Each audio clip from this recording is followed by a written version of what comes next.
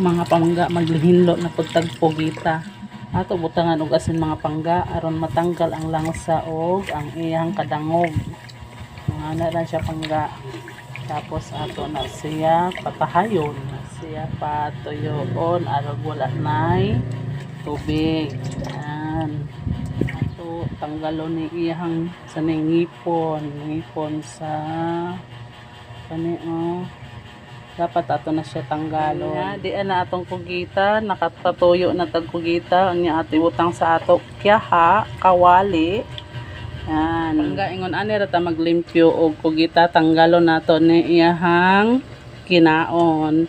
Tungod kay gusto man ako ang akong adobong kugita nga naay ata. Nagdili nato na tanggalon pag apil ang ata. Kani ra iyang kinaon.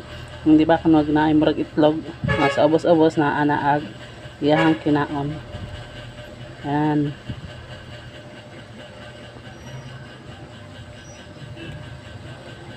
Kani siya ayahang kinaon gahi na siya. Mo ni siyang kinaon. Amo ni nagdili nato ni apil pagluto, ilabay nato ni siya. Wala na siya ni pangga, wala na iyahang ngipon ato nagitanggal ug unya wala na pud siya kinaon.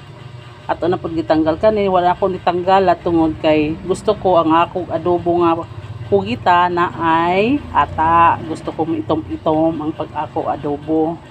Dayon butangan nato og seasoning kani para siya mo humok ang ato kugita na nilaswaan. Tapos na yon ato ni siyang panon siya polon magamay na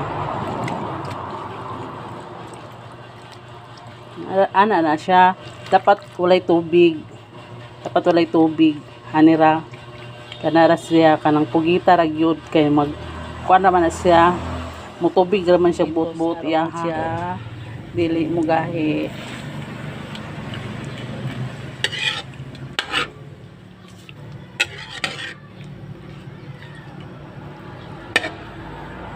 Akloban aron pantay ang iyahang pagkalapswa. Na sa maluto unya ato siya hiwaon dayon pag mubugnaw na. Yan, pwede na nato ni siya hiwaon, ato ni siya balis aron mubugnaw ato hiwaon ng slanting.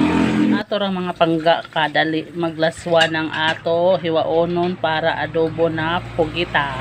Ano luto mga pangga nindot pud ni siya sa ato negosyo kay barato ra atong puhunan unya makita pud ta makaginan siya gihapon, dili lamang pug ginan siya natagbagali og ginagmay lang at least na agihapon gamay na ginansyahon sa ato negosyo.